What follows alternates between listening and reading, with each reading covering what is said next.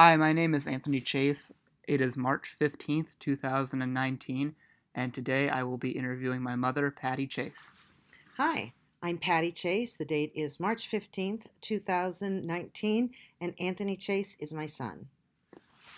So, Patty, tell me about a significant event in your lifetime that you would like to share today.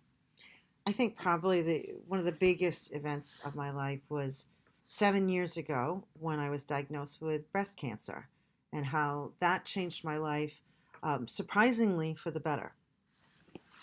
What was your mentality going into that when you first found out that you had cancer?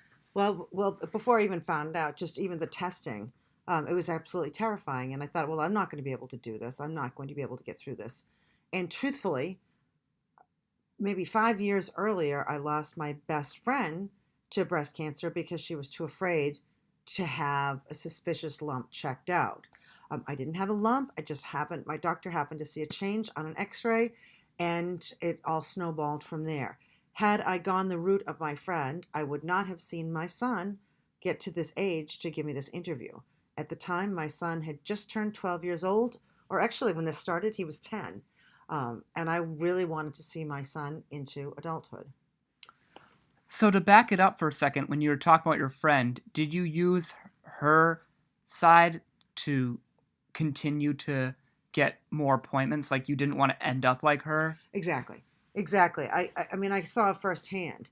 And this happens a lot with women. It happens probably with men as well. I just happen to know women better. But when someone gets something suspicious in or on their body, they're afraid to go to the doctor because they're afraid to hear bad news.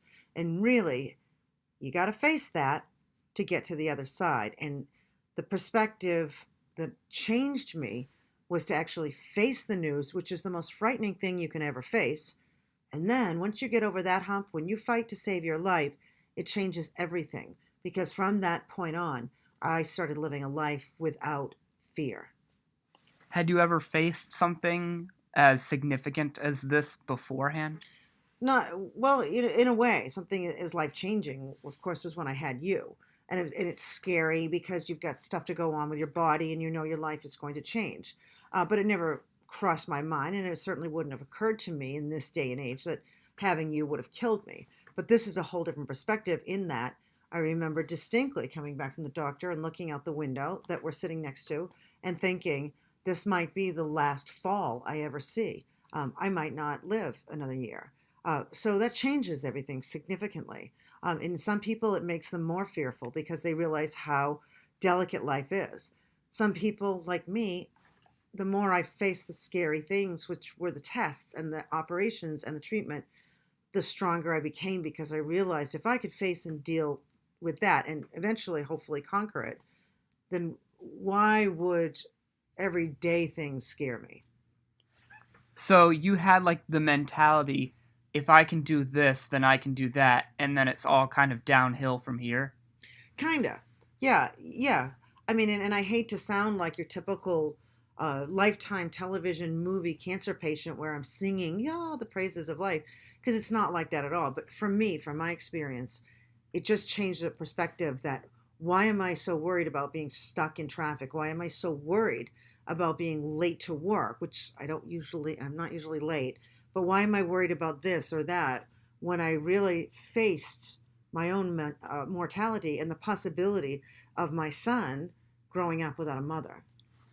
So now when you face a problem in life, you can just tackle it really well because you know that if you faced these larger events like battling cancer, then you can easily, get over the hump of, your boss yelling at you if you're late to work or something Correct. small like that. Correct. I mean, it puts it all into perspective, Anthony. Really, it's a matter of I don't even feel it. I don't feel the terror of oh my god, what if I'm late? What if I have too many items in the grocery checkout line or whatever? Things like that just don't really matter anymore. It just doesn't. Once you face something like that, hopefully, or hopefully you never have to face something like that. But hopefully it changes your perspective in that you realize that life is short, life is precious, and the other stuff just doesn't matter. I don't care if some woman's giving me a dirty look in a supermarket. I don't care if I've put on a few pounds and that I need to lose. What I care about was that I saw you into adulthood, and I get to see you now in college doing this interview. I got to see you graduate from high school. I got to see you cross the finish line at Beach to Beacon, number one in your age group. The things that I might not have ever seen, and here I am living life. It's a great gift. That's really great. So, would you say that your lesson here in all of this is it like when you face a big challenge to try to make the best of it and to look at the best of life once you face that, because you still know that, at any point in time, stuff like things can happen again. Yeah. Um, yes and no. I don't think. I mean, that's sort of what happened, but I don't think the moral of the story is to look at the best things, because you can't when you're battling a life threatening illness.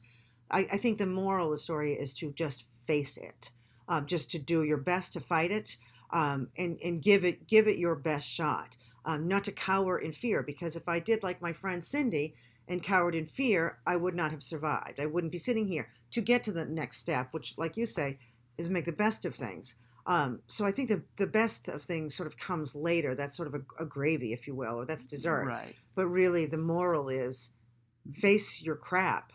It's there for a reason, and you got to fight. You cannot curl up in a ball and hide from it. You got to get out there and face it, and it happens every day. Particularly with breast cancer, women are afraid, or they're embarrassed, or they just don't want to face it, and you have to, or else you could die. Right. That's really good. Thank you so much. You're welcome. Thank you.